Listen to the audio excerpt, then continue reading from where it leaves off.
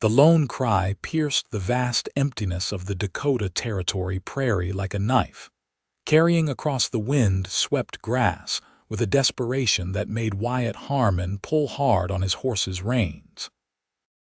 The seasoned cowboy had heard many sounds during his years on the frontier: the howl of wolves, the war cries of Lakota warriors, the deadly rattle of a snake, but nothing quite like the wail that reached his ears on this sweltering July afternoon in 1876. Wyatt tilted his wide-brimmed hat back on his head, squinting against the harsh sunlight. His weathered face, tanned from years under the open sky, creased with concern as he listened. The sound came again, unmistakably the cry of an infant. He turned his horse, a sturdy buckskin gelding named Copper, toward the source of the sound, a slight depression in the rolling grassland about 50 yards to his left. As he approached, the tall prairie grass parted to reveal a sight that made his heart clench. A young woman lay motionless on her side, one arm still protectively curled around a small bundle, a baby wrapped in a thin, soiled blanket. The infant's face was red from crying, tiny fists waving in distress. Beside them lay a small carpet bag, its contents spilled onto the ground. Wyatt dismounted quickly, his spurs jingling as his boots hit the hard-packed earth.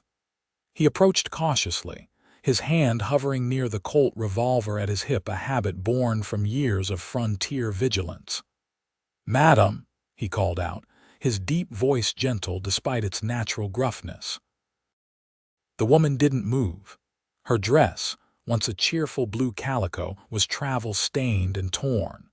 Her face was partially hidden by strands of light brown hair that had escaped from a simple braid. Wyatt knelt beside her, noting with relief the shallow rise and fall of her chest. She was alive, but clearly unconscious. The baby continued to cry, the sound growing weaker by the moment. Wyatt recognized the particular quality of that cry: hunger.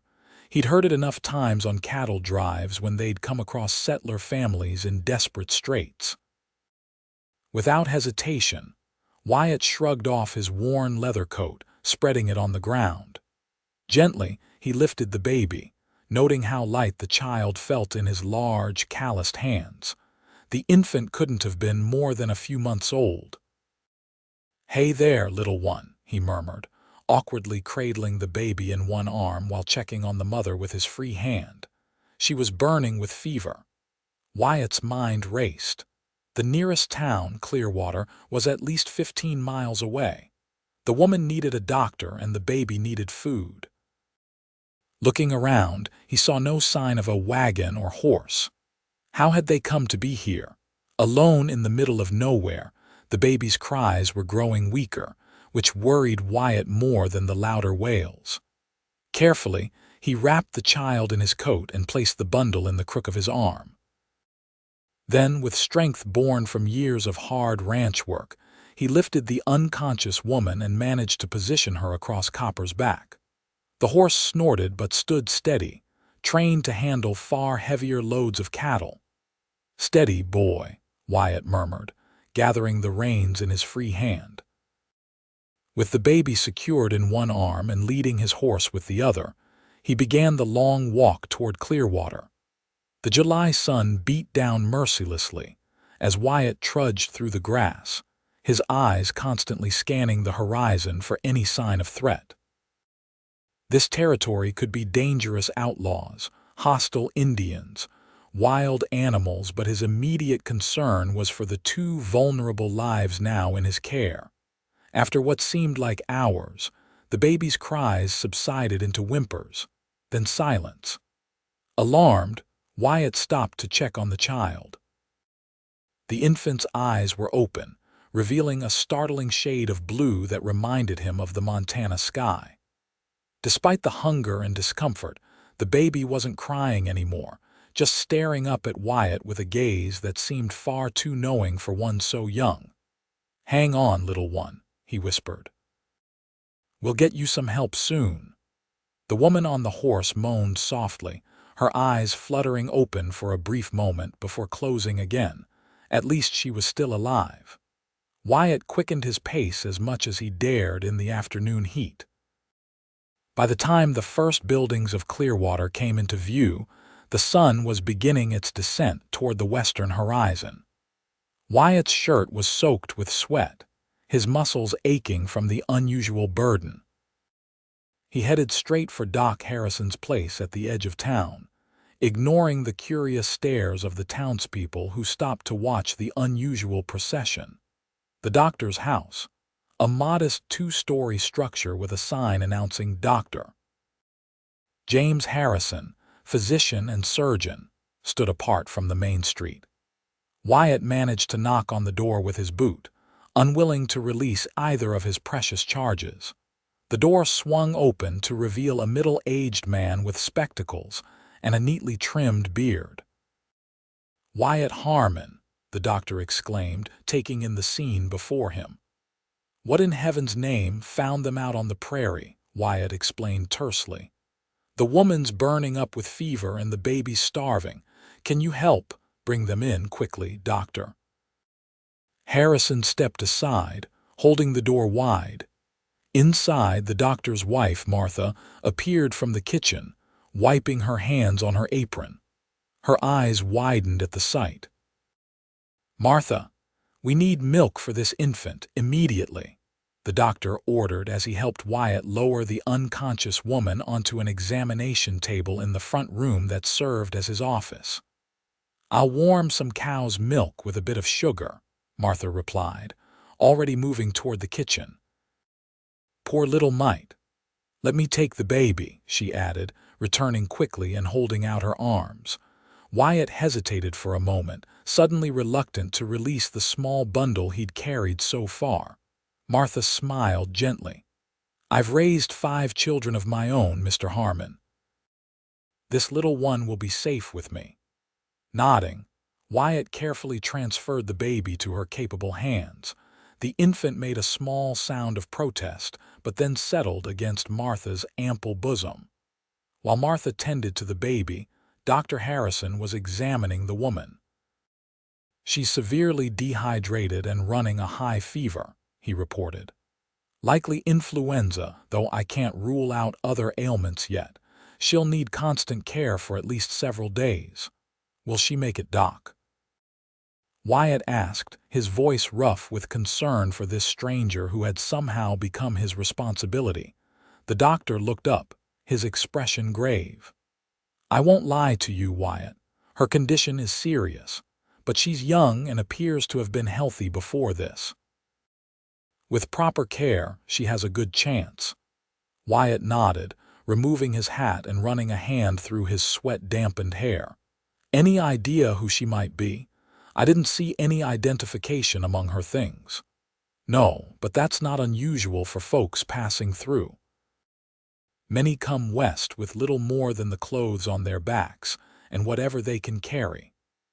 The doctor began preparing a tincture from bottles on a nearby shelf. "Martha and I can take them in for now, but our house is already full with my sister and her children visiting from St. Louis." Wyatt knew what was coming next. "I'll check with Mrs. Landry at the boarding house," he offered. "She might have a room available." "That would be helpful, but they'll need more than just a roof over their heads," Dr. Harrison said, giving Wyatt a meaningful look. "The woman won't be able to care for herself or the child for some time, and without knowing if she has family or friends coming after her." The unspoken question hung in the air between them. Wyatt shifted uncomfortably. He was a solitary man by nature and circumstance, having spent most of his 32 years moving from ranch to ranch, never staying in one place long enough to form lasting connections. The small cabin he currently occupied on the edge of the Rocking H Ranch where he worked was barely suitable for one person, let alone a woman and a baby. Before he could respond, Martha returned with the infant, who was now sucking eagerly at a makeshift bottle fashioned from a small medicine vial fitted with a piece of clean cloth. "She's a hungry little thing," Martha said, smiling down at the baby. "And a girl, by the way." "No more than 3 months old, I'd say." "And her mother?" Wyatt asked, looking at the pale face of the young woman on the examination table. "We won't know anything more until she wakes up," Dr. Harrison replied. "For now, we need to focus on bringing down her fever and keeping her hydrated." Wyatt nodded, knowing he couldn't simply walk away. "I'll talk to Mrs. Landry about a room, and then I need to let Mr. Henderson know what's happened. I was supposed to be back at the ranch hours ago." He hesitated, then added, "I can check in tomorrow to see how they're doing, Doctor." Harrison nodded, understanding the cowboy's reluctance to become too involved. "That would be appreciated, Wyatt, and thank you for bringing them in. Many men might have ridden on past." The thought had never even occurred to Wyatt. He nodded curtly, settled his hat back on his head, and headed for the door. Before leaving, he cast one last glance at the woman and child. Something twisted in his chest at the sight, something unfamiliar and uncomfortable that he chose not to examine too closely. Outside, he untied Copper from the hitching post and led him toward the boarding house, his mind filled with thoughts of the woman with light brown hair and the baby with sky-blue eyes. Who were they? Where had they come from? And why were they alone on the prairie, miles from anywhere? The answers would have to wait. For now, all he could do was ensure they had a safe place to recover. Tomorrow would be soon enough to figure out the rest. Mrs. Landry, a widow who ran the town's only boarding house, was initially hesitant about taking in an ill woman and an infant. "I run a respectable establishment, Mr. Harmon," she said, peering at him over her spectacles. "My guests expect peace and quiet." "I understand, madam," Wyatt replied, trying to keep his frustration in check. "But these folks have nowhere else to go. The woman's sick and the baby needs shelter. I'll cover the cost of the room for a week, up front." The mention of guaranteed payment softened Mrs. Landry's expression. "Well, I do have the small room at the back of the house. It's further from the other guests, so any disturbances would be minimized." "That would be perfect," Wyatt said, reaching for his wallet. He counted out the required amount, adding a little extra. "I'd also appreciate if you could find someone to help care for them until the woman's back on her feet. I'll cover those costs as well, Mrs." Landry's eyebrows rose slightly at his generosity. "Molly Jenkins has been looking for work since the laundry closed. She's good with children, has 4 of her own. I can send my boy to fetch her." "Thank you," Wyatt said, relieved that at least this part of the problem was being solved. "I'll let Doc Harrison know the arrangements." After ensuring everything was set at the boarding house, Wyatt finally mounted Copper and headed back to the Rocking H Ranch. The sun was setting, painting the prairie in hues of gold and crimson. Normally, he would have appreciated the spectacular view, but tonight his mind was elsewhere. Mr. Henderson, the ranch owner, was understanding about Wyatt's delayed return once he explained the circumstances. "You did right by those folks, Wyatt," the older man said, puffing on his pipe as they stood outside the main house. "Not many would have stopped to help." "Couldn't just leave them there," Wyatt mumbled, uncomfortable with the praise. "No, I suppose you couldn't," Henderson agreed. "That's why you're my best hand. You've got a good heart under all that gruffness." He tapped his pipe against the porch rail. "Take tomorrow morning off if you need to check on them. Wilson and Martinez can cover your duties." Wyatt nodded his thanks and retreated to his cabin, a simple one-room structure with a bed, a table, 2 chairs, and a small stove. It wasn't much, but it was more of a home than he'd had in years. As he prepared a simple meal of beans and bacon, his thoughts kept returning to the woman and child he'd rescued.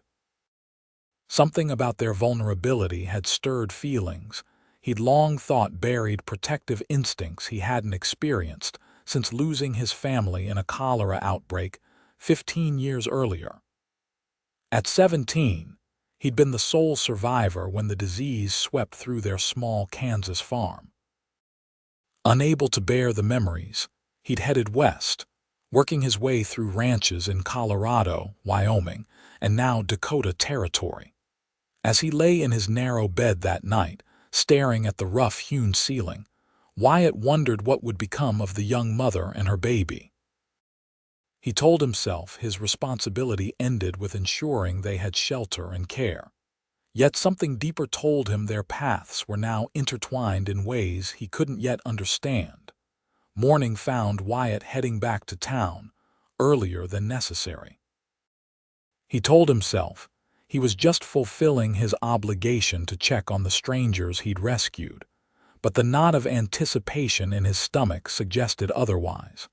His first stop was Doc Harrison's house, where he learned that the woman had been moved to Mrs. Landry's boarding house late the previous evening. Her fever broke during the night, the doctor explained. She's still weak but conscious. Hasn't said much yet, seems confused about where she is. Did she tell you her name? Wyatt asked. Lillian Montgomery. That's all we could get from her before she fell asleep again. The doctor adjusted his spectacles. The baby seems to be doing well, though. Martha was reluctant to let her go, I'll tell you that. Wyatt nodded, oddly pleased to have names for the pair who had occupied his thoughts. Lillian and... He realized he didn't know the baby's name. She didn't say, and we didn't press her. There'll be time enough for questions when she's stronger. The doctor gave Wyatt a knowing look. You're heading over there now, I take it. Just want to make sure they're settled in properly, Wyatt said defensively. Of course, Dr. Harrison replied, not bothering to hide his smile. Give Mrs. Landry my regards. The boarding house was a well-maintained two-story building on a quiet side street. Mrs. Landry met Wyatt at the door, informing him that Molly Jenkins had arrived early that morning and was now tending to both mother and child. The poor woman's still very weak, Mrs. Landry whispered as she led Wyatt down a narrow hallway to the back room. Barely touched the broth I brought her. But the baby took to Molly right away, thank goodness. She knocked softly on the door, then opened it without waiting for a response. Mrs. Montgomery, you have a visitor, the gentleman who found you yesterday. The room was small but clean, with a narrow bed, a rocking chair, and a small table. Sunlight streamed through lace curtains, illuminating the pale figure propped up against several pillows. Lillian Montgomery looked younger than Wyatt had initially thought, perhaps early 20s. Her face, though drawn with exhaustion, showed delicate features and a gentle mouth. Her hair, now neatly brushed and braided, was a rich chestnut brown that gleamed in the sunlight. But it was her eyes that caught and held Wyatt's attention, the same startling blue as her daughter's, now filled with a mixture of wariness and gratitude. A plump, motherly woman whom Wyatt assumed was Molly Jenkins sat in the rocking chair, the baby cradled in her arms. Mr. Harmon, Mrs. Landry said formally, may I present Mrs. Lillian Montgomery? Mrs. Montgomery, this is Wyatt Harmon, the man who brought you and your daughter to town. Lillian's eyes met Wyatt's, and she attempted a smile that didn't quite reach her eyes. I'm told I owe you my life, Mr. Harmon, and Emma's. Her voice was soft, with a slight Eastern accent that marked her as not from these parts. Emma, Wyatt repeated, glancing at the baby. That's a pretty name. After my grandmother, Lillian explained, then fell silent, seemingly exhausted by even this small conversation. I was just passing by, Wyatt said awkwardly, his hat in his hands. Anyone would have done the same. Not anyone, Lillian replied quietly. Thank you. An uncomfortable silence fell. Wyatt shifted his weight, suddenly aware of his dusty clothes and unshaven face. He hadn't planned what to say beyond checking on their welfare. Mrs. Landry came to his rescue. Mr. Harmon has generously arranged for your room and for Molly's assistance until you're back on your feet, she explained to Lillian. Isn't that kind of him? Lillian's eyes widened slightly. I don't know how I can repay such generosity, Mr. Harmon.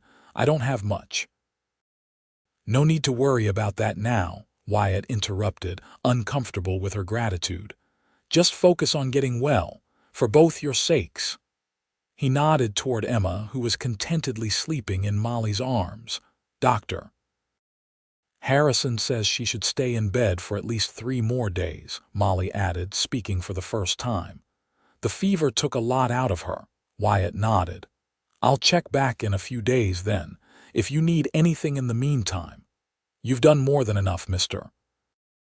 Harmon, Lillian said, her voice barely above a whisper. I won't forget it. With a nod and a mumbled goodbye, Wyatt retreated from the room, strangely affected by the encounter. Mrs. Landry followed him to the front door. She seems like a respectable young woman, she commented. Though traveling alone with an infant, one has to wonder. Wyatt bristled at the implied judgment. She was wearing a wedding ring, he pointed out, though he hadn't consciously noticed this detail until now. And she introduced the baby as her daughter. That's all that matters, Mrs. Landry raised her eyebrows at his defensive tone, but wisely said nothing more on the subject. Will you be returning soon, then? In a few days, Wyatt confirmed. Please send word to the Rocking H if there's any change in their condition. As he rode back to the ranch, Wyatt found himself pondering the mystery of Lillian Montgomery. What was a young Eastern woman doing alone on the Dakota prairie with an infant? Where was her husband? And why did he feel so drawn to her vulnerability and quiet dignity? These questions would have to wait. For now, he had cattle to tend and fences to mend. But even as he threw himself into his work over the next few days, the image of blue eyes in a pale face continued to haunt him. 3 days later, Wyatt returned to Clearwater. This time, he made an effort to clean up before his visit, shaving carefully and donning his least worn shirt. He told himself it was simply a matter of respect, but the knowing grin Wilson gave him as he left the ranch suggested his colleague saw through the pretense. Mrs. Landry greeted him with more warmth than on his previous visits. Mrs. Montgomery is doing much better today, she informed him. She even managed to come downstairs for breakfast this morning, though she tired quickly and returned to her room. When Wyatt was shown into Lillian's room, he was pleased to see her sitting up in a chair by the window, Emma cradled in her arms. Color had returned to her cheeks, and her hair was arranged more carefully, with small tendrils framing her face. She wore a simple dress that Mrs. Landry had likely loaned her, as her own clothes had been in poor condition. Mr. Harmon, she greeted him, her voice stronger than before. How kind of you to visit again. Madam, he replied, nodding, you're looking better. Thanks to your generosity and the care of Mrs. Landry and Molly. She glanced down at Emma, who was awake and making soft cooing sounds. And Dr. Harrison, of course. Everyone has been so kind. Wyatt took the chair Mrs. Landry offered before discreetly leaving them alone. I'm glad to see you recovering. The little one seems to be thriving as well. A genuine smile lit Lillian's face as she gazed at her daughter. Yes, she's a strong baby. Dr. Harrison says she's perfectly healthy, just needed proper feeding. The smile faded slightly. I couldn't provide for her properly, before you found us, I mean. Wyatt shifted uncomfortably, sensing the shame beneath her words. No one could in your situation, being stranded on the prairie with no supplies. He hesitated, then ventured the question that had been bothering him. If you don't mind my asking, Mrs. Montgomery, how did you come to be there? Alone, Lillian's expression closed, her eyes dropping to focus on Emma. It's complicated, Mr. Harmon. I understand if you'd rather not discuss it, Wyatt said quickly. I was just concerned that someone might be looking for you, a husband perhaps. Her hand tightened slightly on the baby's blanket. No, she said softly. No one is looking for us. The finality in her tone discouraged further questions on that subject. Wyatt changed tack. Dr. Harrison says you're from back east. Philadelphia, she confirmed, seeming relieved at the shift in conversation. Though I've been traveling westward for several months now. That's a long journey, especially with a young one. Yes. Her eyes met his briefly before skittering away. Mr. Harmon, I need to be honest with you. I have no way to repay you for your kindness, not immediately, at least. My funds are limited. Wyatt waved away her concern. I didn't help you expecting payment, Mrs. Montgomery. Lillian, please, she corrected gently. And I understand that, but I can't accept charity indefinitely. As soon as I'm strong enough, I intend to find work. Wyatt frowned. Work, with a baby to care for. I don't have much choice, she replied with quiet dignity. I'm trained as a teacher, but I'm willing to do whatever is available. Sewing, laundry, cooking. Clearwater's a small town, Wyatt cautioned. Work can be hard to come by, especially for a woman with a child and no connections. He'd been about to say husband, but caught himself in time. Nevertheless, I must try. Her chin lifted slightly in determination. I won't be a burden on your generosity or anyone else's. Wyatt admired her spirit even as he worried about the practicality of her plan. A young, unmarried woman, for he was increasingly certain she was not a widow, as she implied with a baby, would find few respectable employment opportunities in a frontier town. Let's not worry about that just yet, he suggested. You need to regain your strength first. Have you spoken with Dr. Harrison about how long that might take? He says another week of rest should see me fully recovered, she replied. Mrs. Landry has kindly agreed I can stay until then, thanks to your arrangement. The conversation drifted to safer topics, the unusually mild weather they'd been having, the upcoming Founders' Day celebration in Clearwater, Emma's apparent fascination with the colorful quilt on the bed. Wyatt found himself relaxing in Lillian's company, drawn to her quiet intelligence and the gentle way she handled her daughter. As he prepared to leave, promising to return in a few days, Lillian stopped him with a soft question. Mr. Harmon, Wyatt, may I ask why you're doing all this? For strangers, I mean. The question caught him off guard.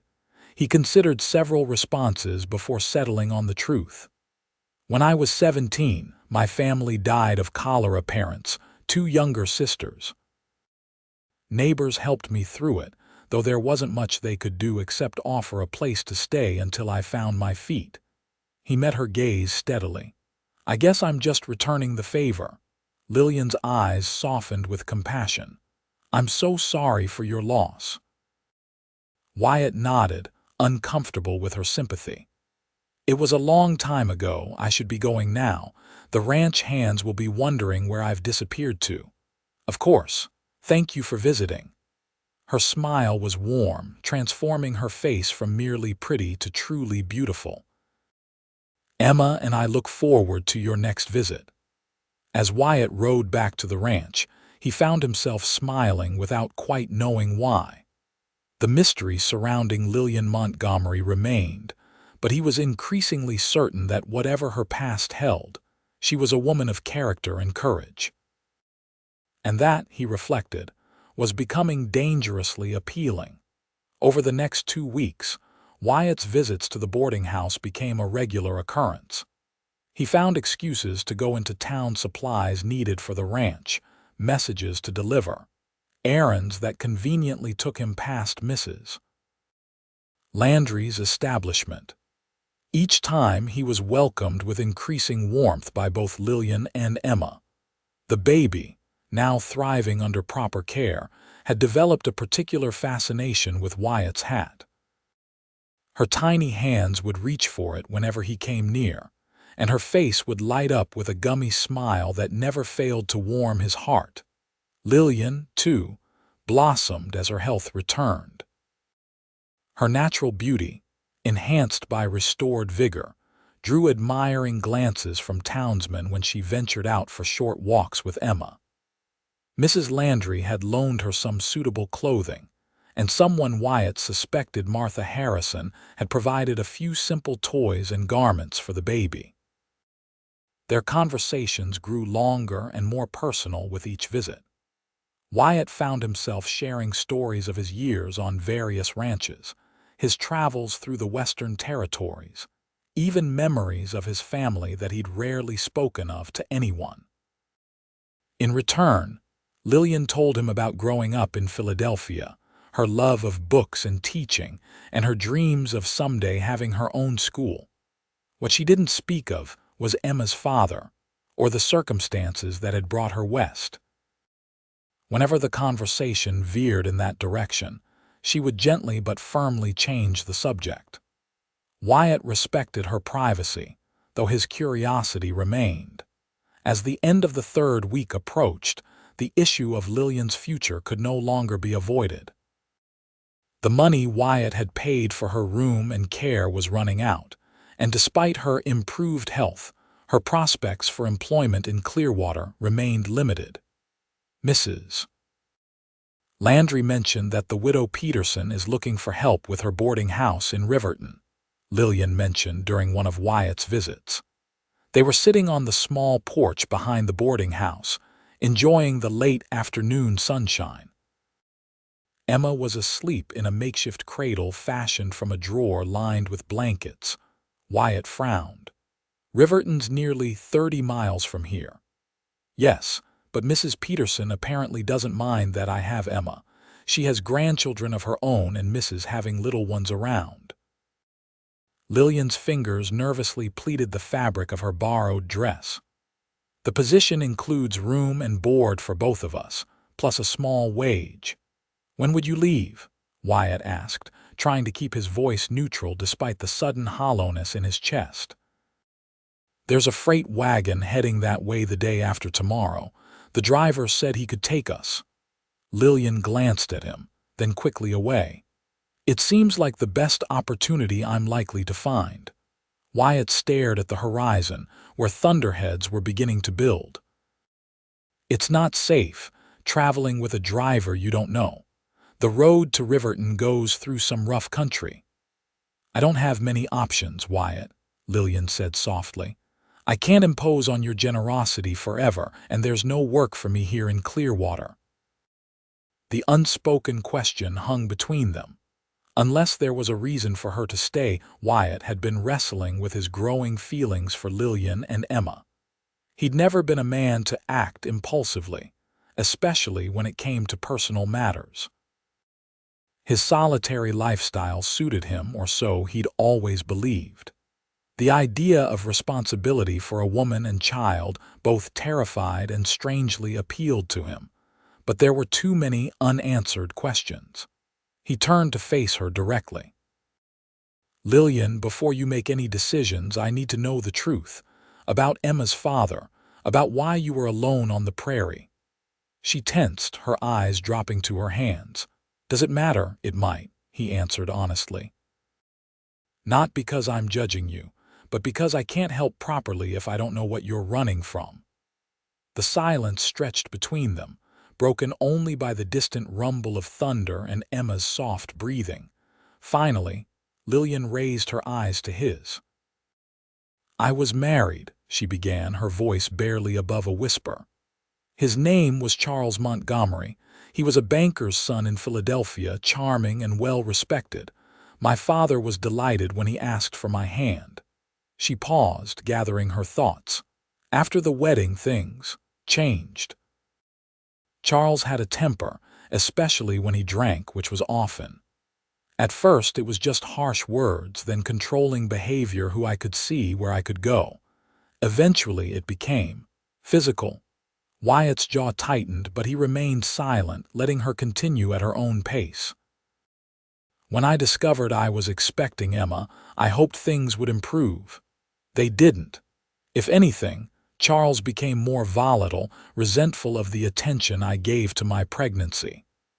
Her hand moved protectively to the cradle where Emma slept. After she was born, I feared for her safety as well as my own. One night when Charles was particularly violent, I knew we had to leave. You ran, Wyatt supplied softly. Lillian nodded. I took what little money I had saved, some clothing, and Emma. We traveled west by train as far as my funds would allow, then by stagecoach, and finally with a wagon train of settlers. I hoped to reach California, where I have a distant cousin. What happened to separate you from the wagon train? Her eyes clouded with the memory. There was a man, one of the other travelers. He discovered I was running from my husband and threatened to send word back east for a reward. When I refused his advances, he told the wagon master I was a thief. They left us at the next settlement with just our few belongings. And from there, I hired a local man to take us to the next town, but his wagon broke down. He went to get help, promising to return. Her bitter laugh held no humor. He never came back. Emma and I walked as far as we could before I became ill. The last thing I remember before you found us was trying to find shelter from the sun for Emma in the tall grass. Wyatt absorbed her story, anger building at the men who had failed and abused this woman and her innocent child. Your husband, is he looking for you? I don't know, Lillian admitted. He might be, for pride's sake if nothing else, or he may have decided we weren't worth the trouble. And if he finds you, her eyes met his, fear mingling with determination. He won't take Emma. I won't allow it. Wyatt nodded slowly, understanding the steel beneath her gentle exterior. Thank you for telling me the truth. Does it change things? She asked, vulnerability evident in her voice. Yes, he said simply. It changes everything. Before he could elaborate, Emma stirred and began to fuss. Lillian immediately reached for her daughter, lifting her with practiced ease. She's hungry, she explained, adjusting her position to feed the baby discreetly. Wyatt stood, giving them privacy. I need to get back to the ranch before that storm hits, he said, glancing at the darkening sky. But I'd like to talk more tomorrow if that's all right. Lillian looked up at him, uncertainty in her blue eyes. Of course. We're not leaving until the day after tomorrow. Don't make any final decisions until we've talked, Wyatt urged. Please. She nodded, though doubt lingered in her expression. Until tomorrow, then. Wyatt rode back to the rocking H with his mind in turmoil. Lillian's story had confirmed his suspicions, but also awakened a protective instinct stronger than any he'd felt before. The thought of her and Emma traveling to Riverton with a strange freight driver, then working for an unknown widow, filled him with dread. But what alternative could he offer? His cabin was too small for three, and while he had steady employment with the Rocking H, his position as a ranch hand hardly provided the security a woman and child needed. The logical solution seemed clear, yet he hesitated to propose it, uncertain of his own motivations and Lillian's potential response. That night, as the promised storm raged outside his cabin, Wyatt made his decision. It might not be the perfect solution, but it was better than watching Lillian and Emma disappear from his life, potentially into greater danger. Morning brought clear skies and renewed determination. Wyatt sought out Mr. Henderson before the day's work began, requesting a private conversation. The ranch owner listened carefully to Wyatt's abbreviated version of Lillian's situation and his proposed solution. Marriage, Wyatt. Henderson raised his bushy eyebrows. That's a serious step for a man who's avoided putting down roots for 15 years. I know it sounds sudden, Wyatt acknowledged, but I can't let them go to Riverton alone. It's not safe and they have no one else. And your feelings for Mrs. Montgomery? Henderson asked shrewdly. Are they simply protective or something more? Wyatt shifted uncomfortably. I respect her. I admire her courage and devotion to her child.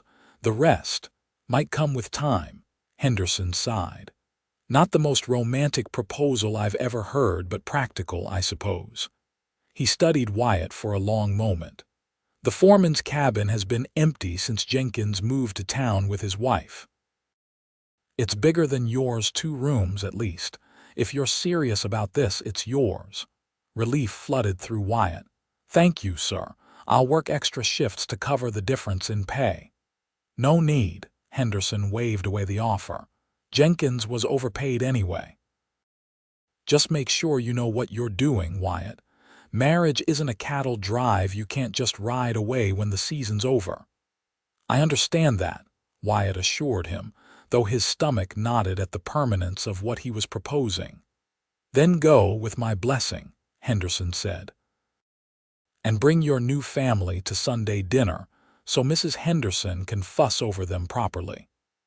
Wyatt rode into Clearwater with a mixture of determination and apprehension. He'd stopped at the general store to purchase something he thought necessary for his proposal, though the knowing smile of the shopkeeper had nearly made him abandon the gesture as too sentimental. At the boarding house, he found Lillian in her room, packing her meager belongings into the carpetbag he'd recovered from the prairie. Emma lay on the bed, kicking her feet and gurgling at a piece of colorful ribbon dangling above her. "You're still planning to leave," Wyatt said, unable to keep the disappointment from his voice. Lillian looked up, her expression a mixture of resignation and regret. "I have to, Wyatt. The freight wagon leaves at noon tomorrow. What if there was another option?" He stepped further into the room, his hat in his hands and his heart in his throat. "What other option could there be?" Lillian asked softly. "I've asked everywhere in town. No one needs a teacher, especially one with a baby." Wyatt took a deep breath. "You could marry me." Lillian froze, her eyes widening in shock. "What?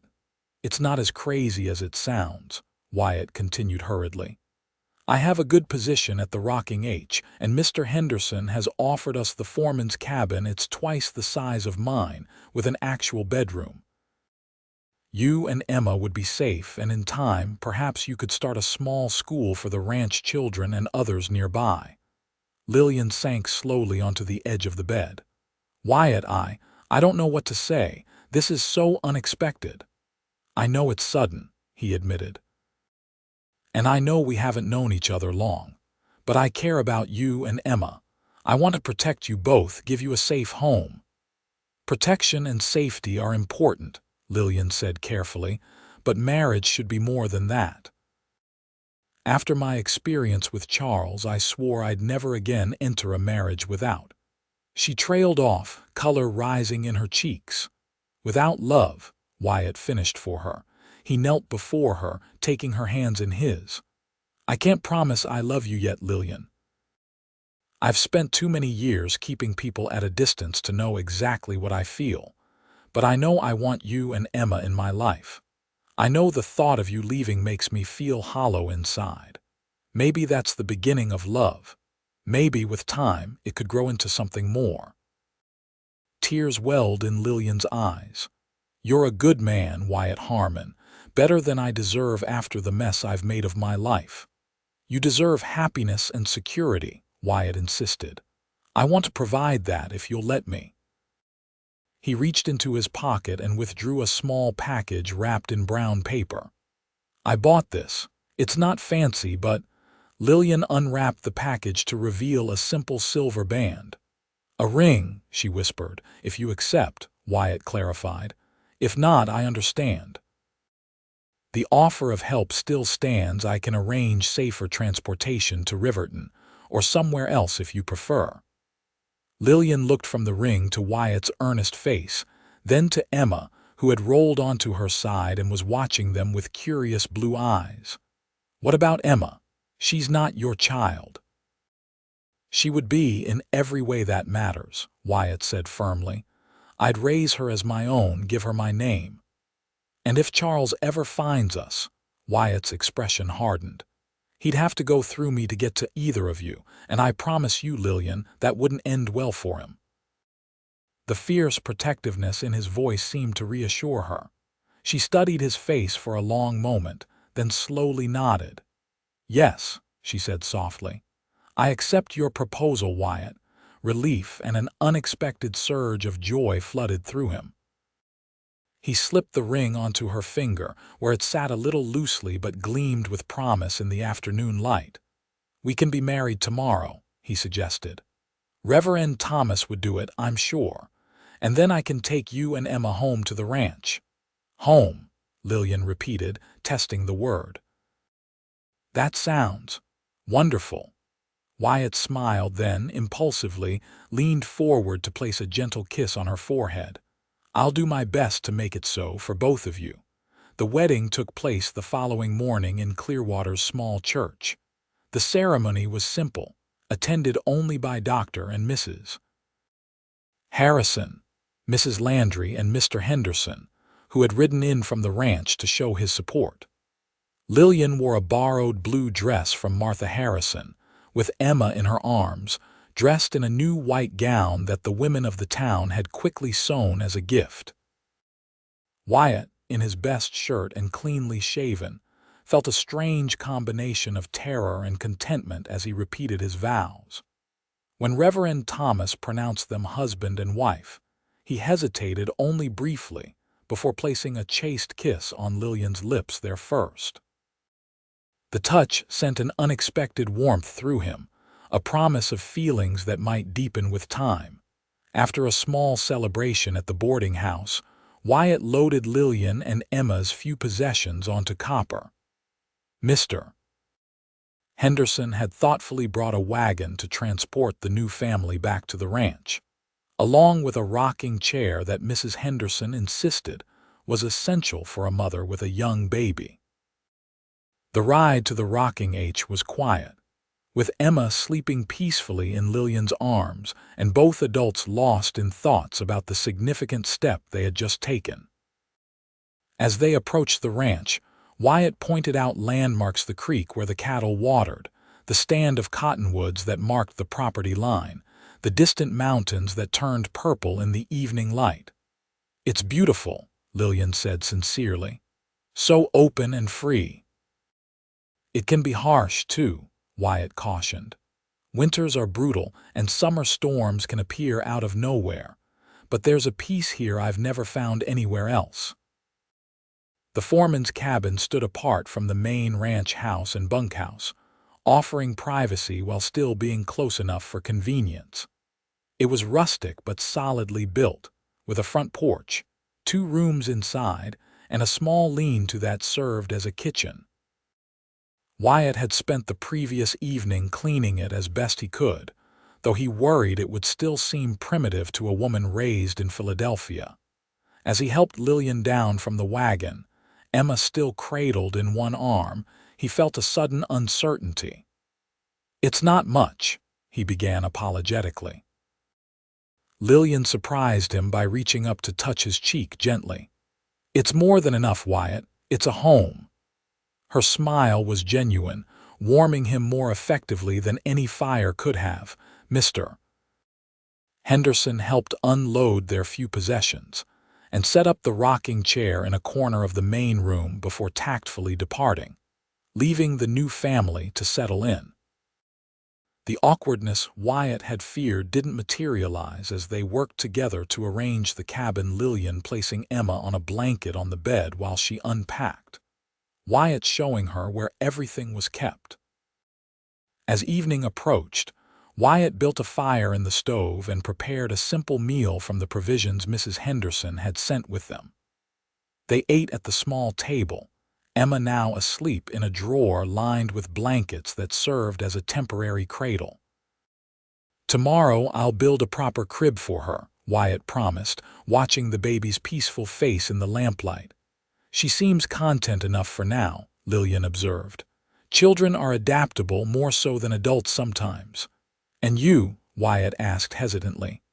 "Are you content with this arrangement?" Lillian considered the question thoughtfully. I'm grateful, certainly, relieved to have security for Emma, and she hesitated, a slight blush coloring her cheeks. I find I'm looking forward to building a life here with you. Her candor touched him deeply. I want to be a good husband to you, Lillian, a good father to Emma. I may not always know how, but I promise to try. That's all anyone can ask, she replied softly, and I promise to be patient as we figure this out together. The mention of together brought to mind the sleeping arrangements, a subject Wyatt had been carefully avoiding thinking about. There was only one bed in the cabin, narrow but adequate for two. As if reading his thoughts, Lillian's blush deepened. I can sleep on the floor tonight, Wyatt offered quickly, until we have time to make other arrangements. Lillian's eyes met his, uncertainty mingling with something else, trust, perhaps. That's not necessary, Wyatt. We're married now, but perhaps we could. Take things slowly. Relief and disappointment warred within him. Of course, he agreed, however you're comfortable.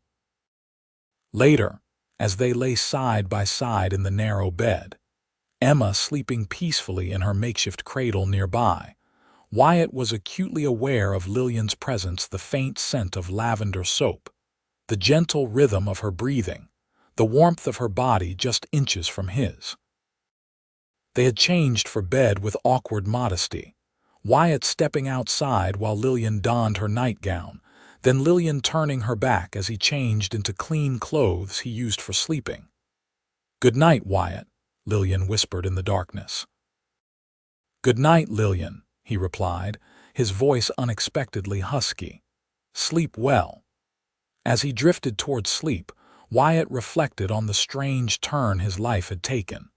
A week ago, he had been a solitary cowboy with no responsibilities beyond his duties to the ranch. Now he was a husband and stepfather, with a family depending on him for protection and support. The thought should have terrified him. Instead, he found himself filled with a quiet determination to be worthy of the trust Lillian had placed in him, and a cautious hope that their practical arrangement might, in time, become something deeper. The first weeks of their marriage established a routine that suited them both. Wyatt rose early for his ranch duties, returning midday for a quick meal when possible, and finishing his work by sundown. Lillian managed the cabin, caring for Emma and preparing meals with increasing confidence as she became familiar with the ranch's rhythms. Their physical relationship developed slowly, beginning with casual touches, a hand on a shoulder, fingers brushing while passing objects, a brief embrace before Wyatt left for work. The first time Wyatt kissed Lillian properly was after he had completed the promised crib for Emma, a sturdy construction of pine with a carved horse decorating the headboard.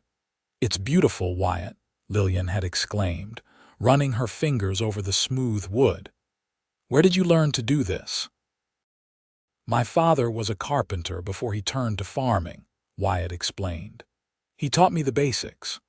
Her smile of genuine pleasure had drawn him forward, and before he could second-guess himself, he had leaned down to press his lips to hers. The kiss was gentle but lingering, and when they drew apart, the surprise in Lillian's eyes was quickly replaced by warmth. "Thank you," she whispered, and Wyatt wasn't sure if she meant for the crib or the kiss.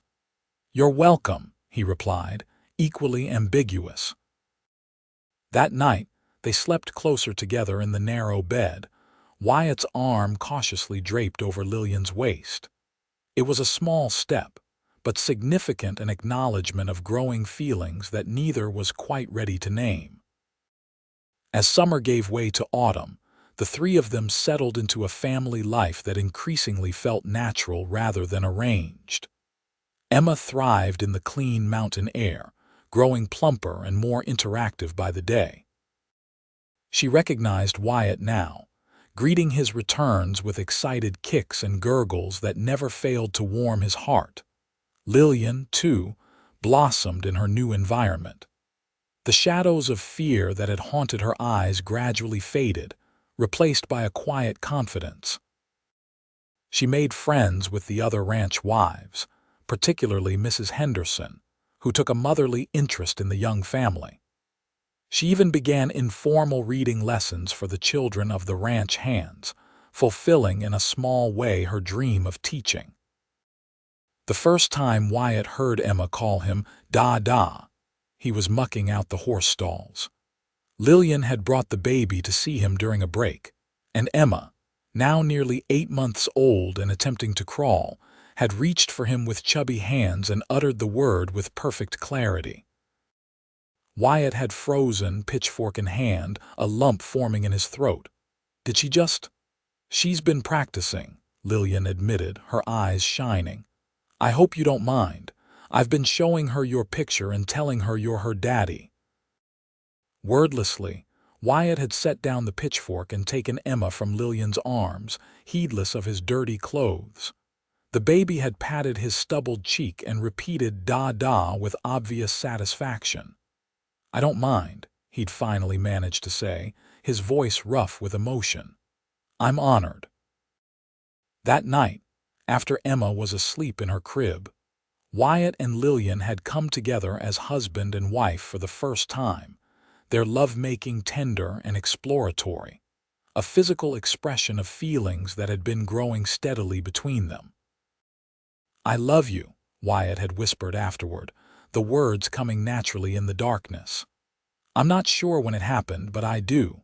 Lillian had pressed closer to him, her tears dampening his shoulder. I love you too. I think I started falling for you the moment you picked up Emma in your coat.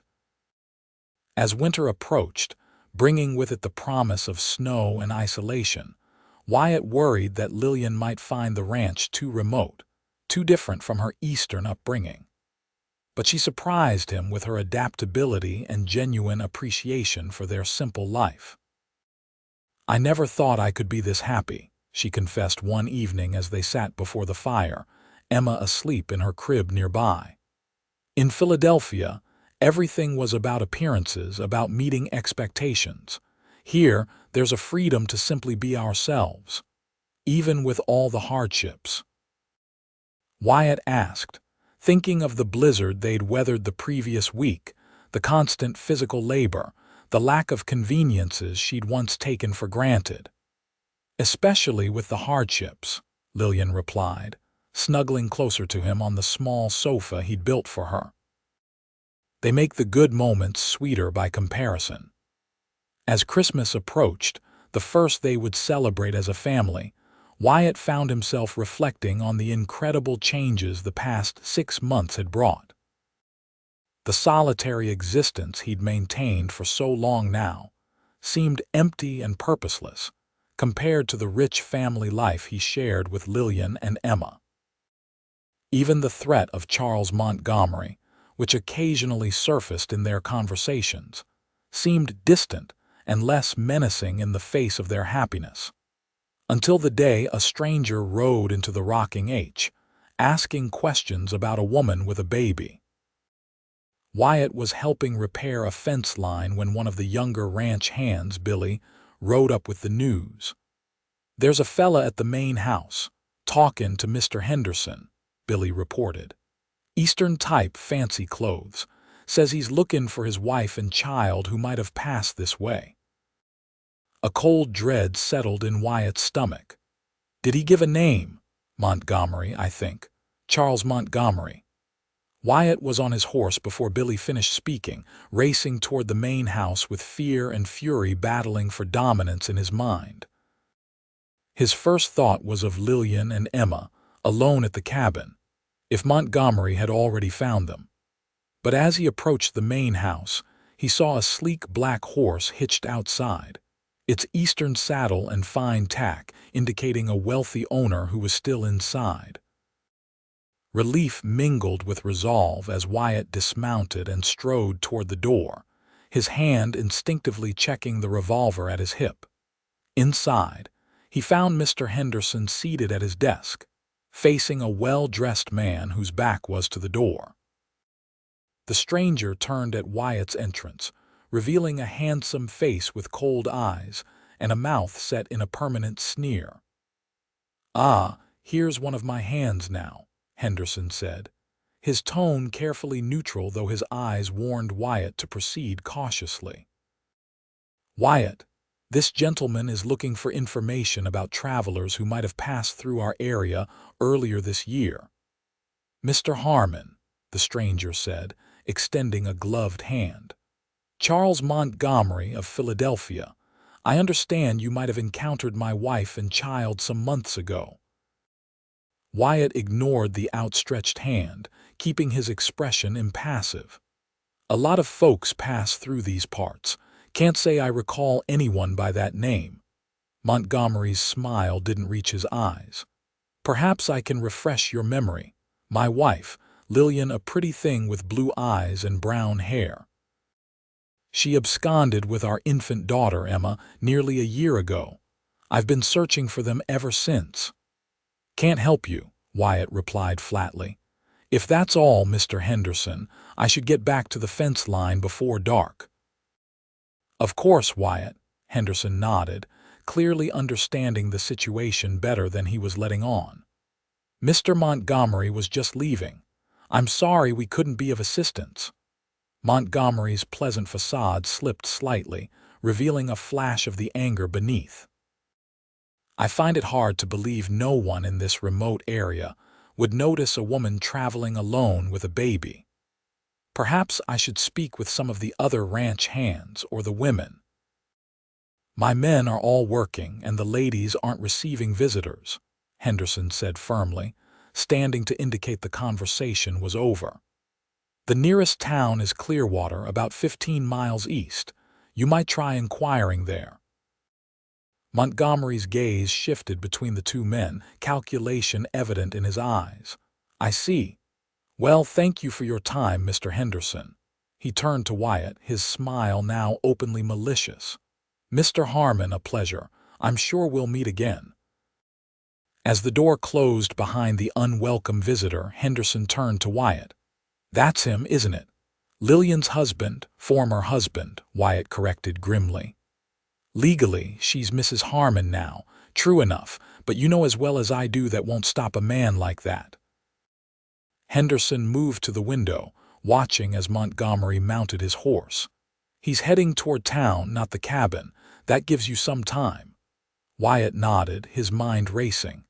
"I need to warn Lillian, get her and Emma somewhere safe."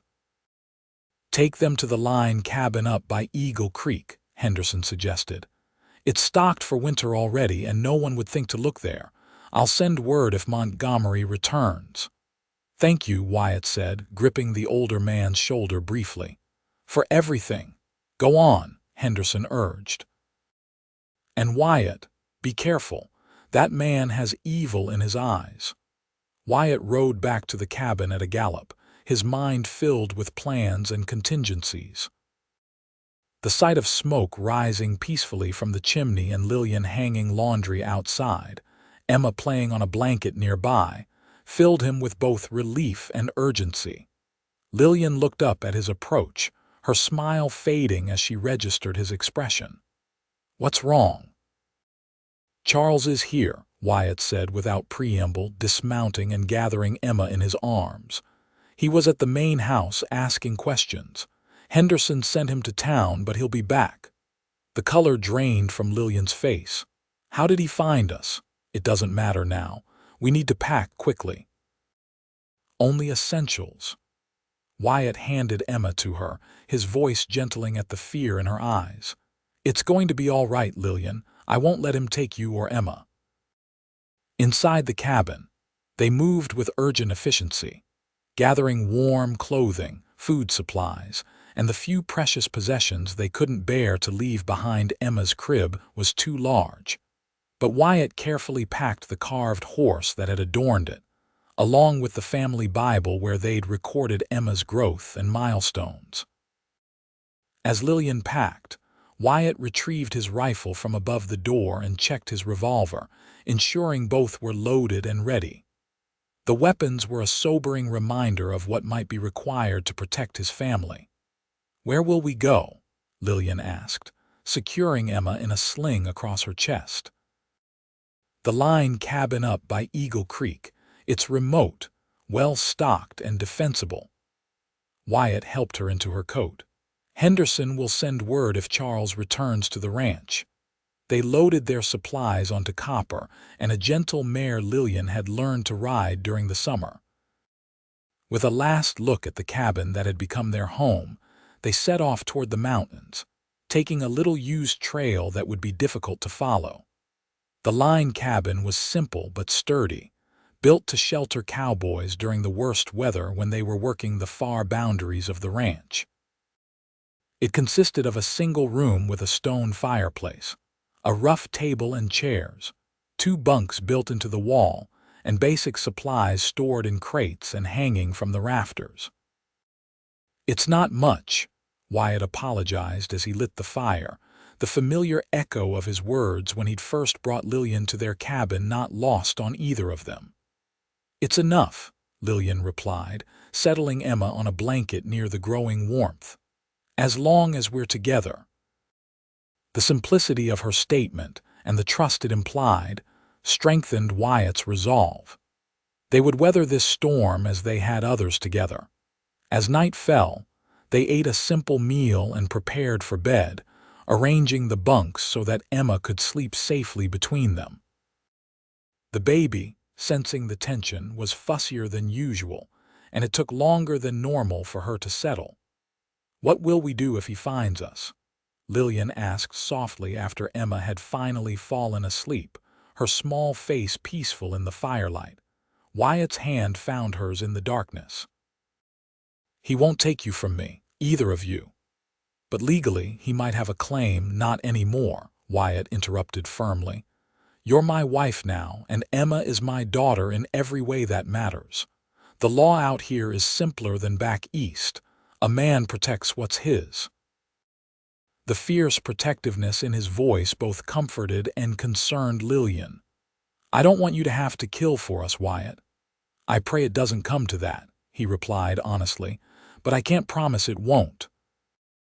They fell silent, each lost in their own thoughts as the fire crackled and wind whistled around the cabin's sturdy walls.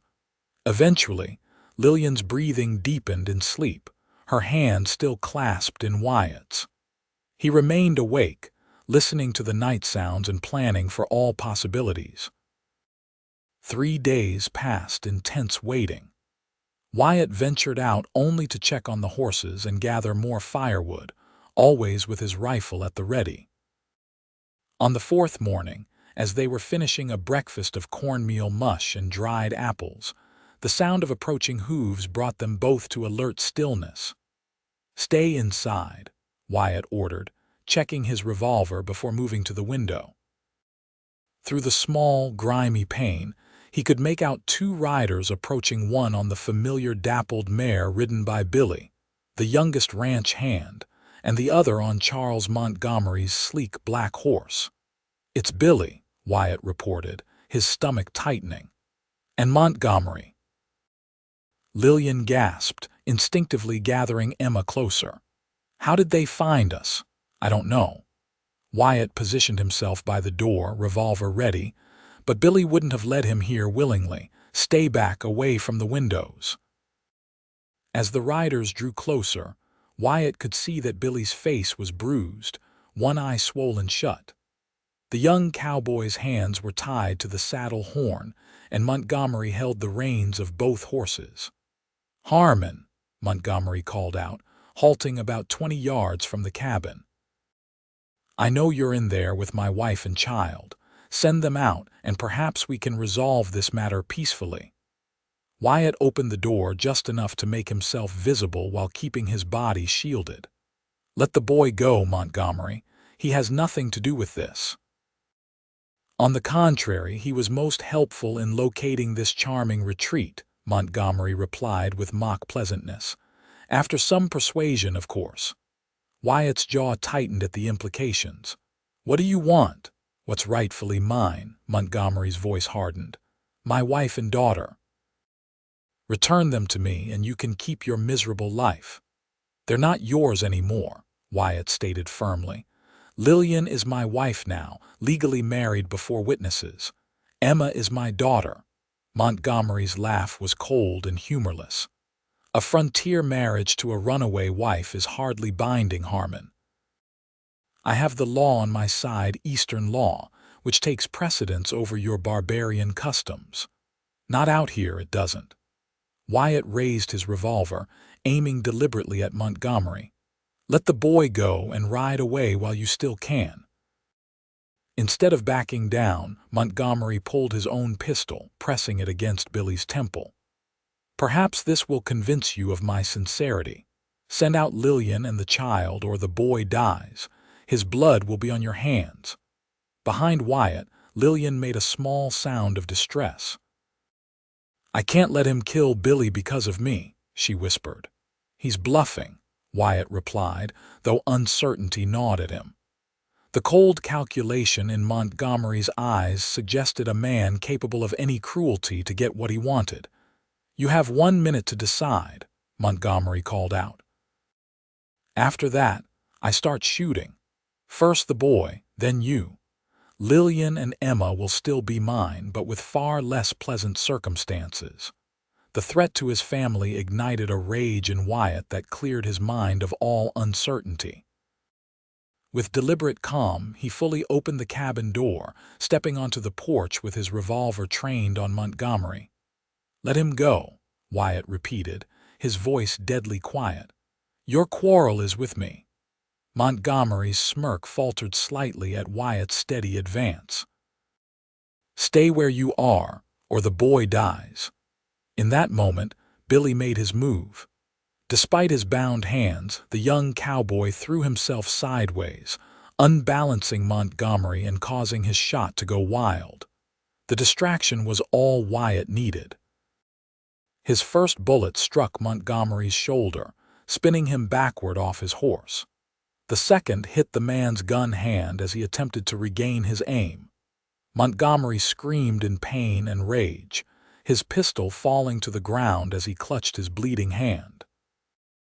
Wyatt was on him in moments, dragging him away from the horses and throwing him face down in the dirt. "Billy, are you hurt?" Wyatt called, keeping his boot firmly planted on Montgomery's back. "Just these damn ropes and some bruises," Billy replied, struggling to free himself now that his horse had calmed. "He jumped me when I was checking the north pasture, made me tell him about the line cabins." "Not your fault," Wyatt assured him, using his free hand to cut Montgomery's belt and fashion a rough binding for the man's wrists. "Lillian, bring me some rope from inside, please." Lillian emerged cautiously, Emma held tightly in her arms. Her face paled at the sight of her former husband bleeding on the ground, but her steps were steady as she brought Wyatt the requested rope. Will he live?" she asked, keeping her distance. "Unfortunately," Wyatt replied grimly, securing Montgomery's wrists behind his back. "The wounds aren't fatal, just painful." Montgomery twisted his head to glare at Lillian, his handsome face contorted with hatred. "You'll regret this, Lillian, both of you. My father has connections, judges, marshals. You won't escape punishment." "Shut up," Wyatt growled, tightening the ropes deliberately. To Billy, who had managed to free himself and was now approaching, he added, "Ride back to the ranch. Tell Henderson what happened and that we're bringing Montgomery in to the sheriff in Clearwater." Billy nodded, glancing warily at the bound man. "You sure you don't want me to stay and help?" "We'll be fine," Wyatt assured him. "But send someone ahead to alert Sheriff Davis about the situation." As Billy rode off, Wyatt hauled Montgomery to his feet. The Eastern man swayed, pale from pain and blood loss. "You need to bandage these wounds," he demanded. "I could bleed to death." "You should have thought of that before threatening my family," Wyatt replied coldly.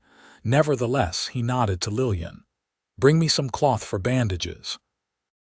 I don't want him dying before he faces justice." While Lillian went back into the cabin, Wyatt leaned close to Montgomery, his voice pitched low so only the other man could hear. If you ever come near my wife or daughter again, I will kill you. That's not a threat, it's a promise. There are 100 places in these mountains where a body would never be found. The fear that flashed in Montgomery's eyes gave Wyatt grim satisfaction. The man was a bully, and like most bullies, he crumbled when faced with someone who wouldn't back down. Lillian returned with strips of cloth, her expression resolute as she handed them to Wyatt. "Emma is inside sleeping," she reported. "I've packed our things. We can leave as soon as you're ready." Wyatt nodded, quickly bandaging Montgomery's shoulder and hand, not gently but effectively enough to stop the bleeding. "Can you ride?" he asked Lillian. "Yes," she replied without hesitation. "I'll take Emma with me." The journey to Clearwater took most of the day, with Montgomery mounted on his own horse, his hands tied to the saddle horn much as Billy's had been. Wyatt rode behind him, revolver ready, while Lillian followed with Emma secured in the sling across her chest. Sheriff Davis was waiting for them at the edge of town, alerted by the rider Henderson had sent ahead. "Got your message," the grizzled lawman said, eyeing Montgomery with professional assessment. "This the fella causing trouble, Charles Montgomery from Philadelphia," Wyatt confirmed. "Kidnapped and beat one of the Rocking H hands, then threatened my wife and child at gunpoint." "Lies," Montgomery spat. "This man stole my wife and daughter. I was merely reclaiming what's legally mine." Sheriff Davis raised an eyebrow. "That true, madam?" he asked Lillian directly. Lillian straightened in her saddle, meeting the sheriff's gaze steadily. "I left Charles because he was violent and abusive. I feared for my life and my daughter's safety. Wyatt Harmon saved us when we were stranded on the prairie, and later became my husband in a legal ceremony performed by Reverend Thomas in this very town." The sheriff nodded slowly. "Reverend Thomas mentioned something about that when your man's message came through. Said it was all properly done, witnesses and documentation." He turned back to Montgomery. "Seems to me the lady has made her choice, and it's a legal one by territorial law."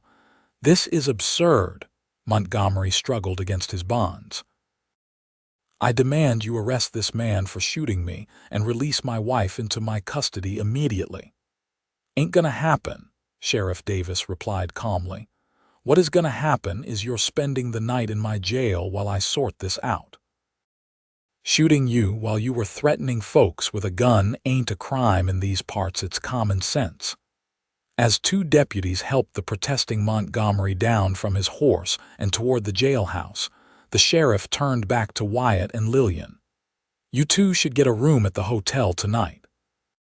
I'll need statements from both of you in the morning, and then we can figure out what charges this fella's facing." Wyatt nodded his thanks, relief beginning to replace the tension that had kept him vigilant throughout the long ride. What about his claims about Eastern law taking precedence? Sheriff Davis snorted. "Dakota Territory has its own laws, and they recognize legal marriages performed here. Besides, from what I hear, Eastern courts are starting to take a dimmer view of husbands who beat their wives. Between that and the charges he's facing for what he did to your ranch hand, Mr. Montgomery's going to have more pressing concerns than pursuing custody claims." That night, in the relative luxury of Clearwater's small hotel, Wyatt and Lillian finally allowed themselves to believe the danger might truly be past. Emma, exhausted from the journey, slept soundly in a dresser drawer lined with blankets, a familiar makeshift cradle that reminded them of their first days together. "You think it's really over?" Lillian asked as they lay side by side in the hotel bed, her head resting on Wyatt's shoulder. "Not entirely," Wyatt answered honestly.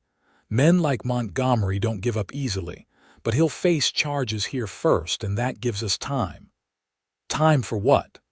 "Time to establish ourselves more permanently, maybe buy some land of our own, somewhere Charles would never think to look." Wyatt had been considering this possibility for some time, weighing options and opportunities. Henderson mentioned that old Jim Blackwell is looking to sell his place over by Willow Creek, good water, decent grazing land, and a solid house already built. Lillian raised herself on one elbow to look at him. "You want to have your own ranch." "Our own ranch," Wyatt corrected. "I've saved most of my wages over the years. It wouldn't be a grand spread, but it would be ours, free and clear.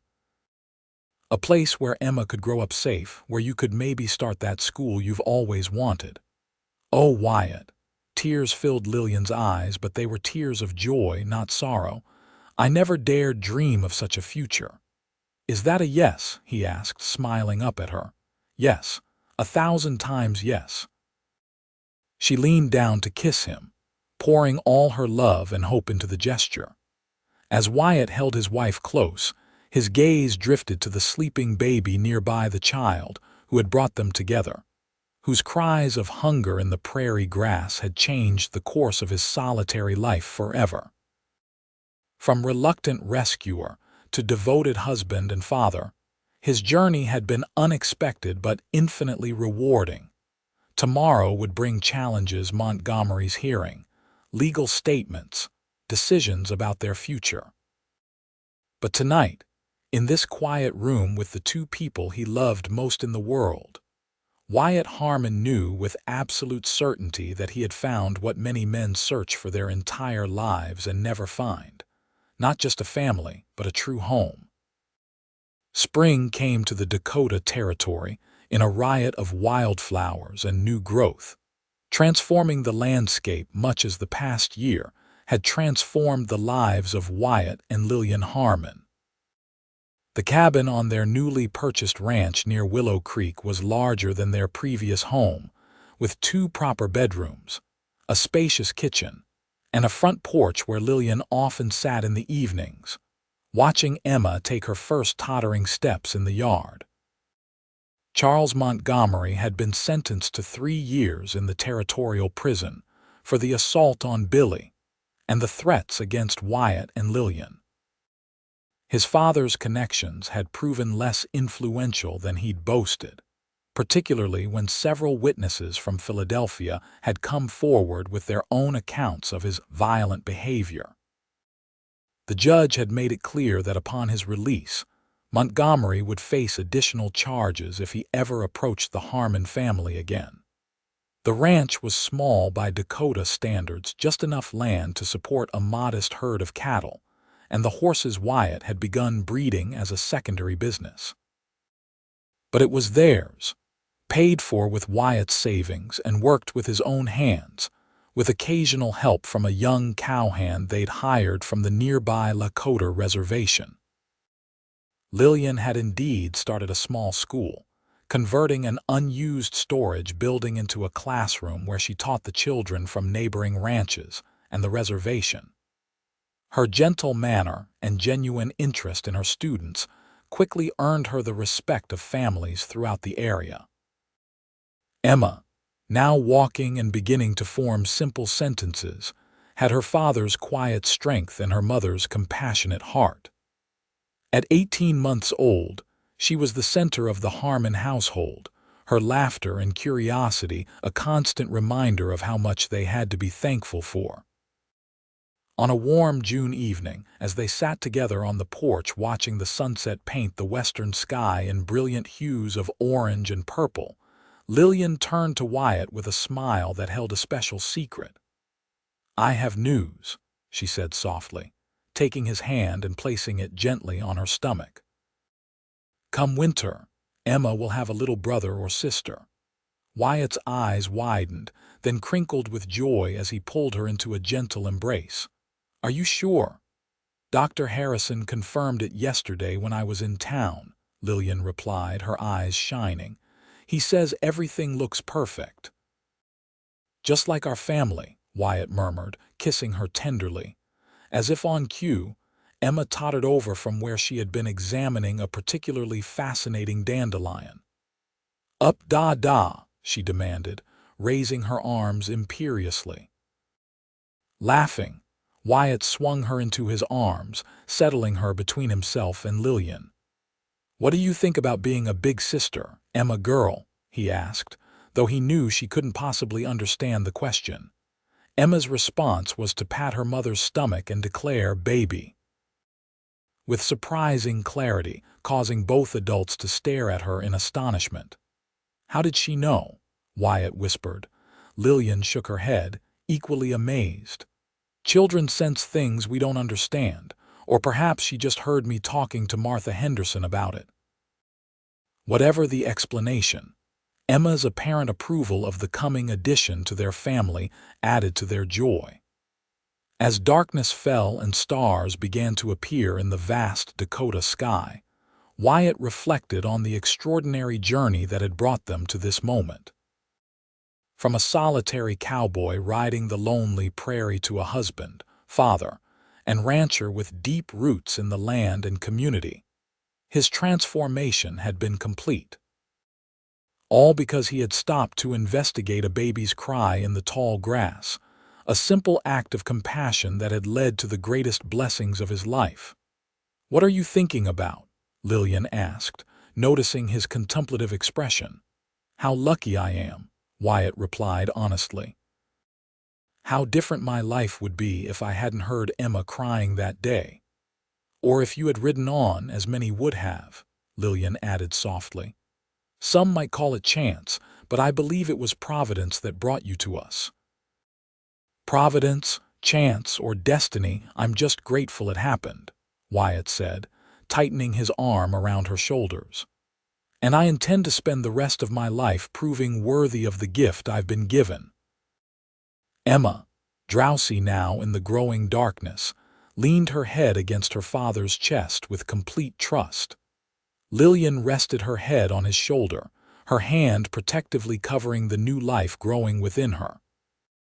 And Wyatt Harmon, once the loneliest man on the Dakota prairie, held his family close, his heart full to overflowing with a love he had never thought to find, a love born from a baby's cry, and a simple act of human kindness on a summer day, now forever woven into the fabric of their shared life.